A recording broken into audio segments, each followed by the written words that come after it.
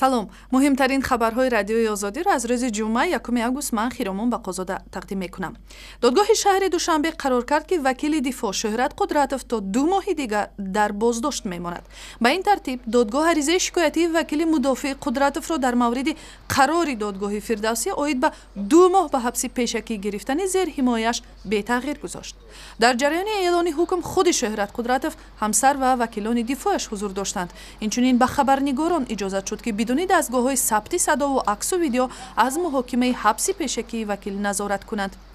вакили дифоъ Шӯҳрат Қудратов рӯзи 21 июл бо иттиҳоми додани пора боздошт шуд, вале худи ӯ ин иттиҳомро беасос меномад.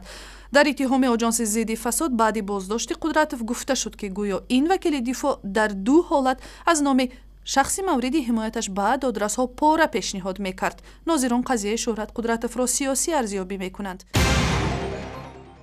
рӯзи 1 август моҷарои сари боздошти чӯпонҳову рамаи калони гӯсфандони сокинони рӯстои назди марзи Панҷакен дар Ӯзбакистон бо хушӣ анҷом ёфт. 3 чӯпони сокини ҷамоати Фароб ва 1500 сар рамаи гӯсфандонашон баъди 5 рӯзи боздошт дар Ӯзбакистон бо муваффақият озод ва ба Тоҷикистон баргардонида шуданд.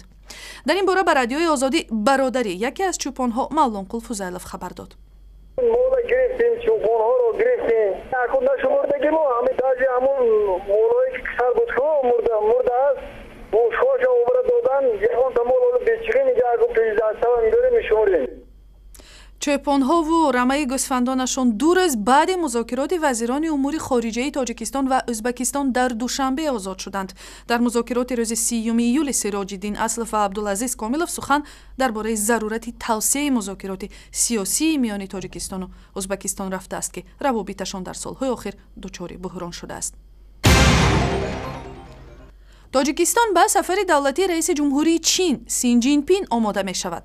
ин мавзӯъ дар мулоқоти вазирони корҳои хориҷии Тоҷикистон ва Чин Сироҷиддин Аслов ва Ван И ҳамоҳанг шудааст. раҳбари Чин моҳи сентябр ба Душанбе меояд ва дар ҳошияи мулоқоти раҳбарони созмони ҳамкориҳои Шонҳой бо президенти Эмомалӣ Раҳмон гуфтугӯ хоҳад кард. дар мулоқоти Сироҷиддин Аслов ва Ван И роҷеъ ба ҳамкориҳо дар бахшҳои энержӣ, сохтмони роҳи оҳани Ваҳдат Ёвон, таъмири роҳҳо ва сохтмони корхонаҳои нави тавлиди энержӣ суҳбат шудааст. ҷумҳурии Чин дар иқтисод ва сиёсати Тоҷикистон нақши муҳим мебозад. беш аз 16 000 довталаби таҳсил дар донишгоҳҳои олӣ натавонистанд аз имтиҳони ягонаи маркази тестӣ гузаранд.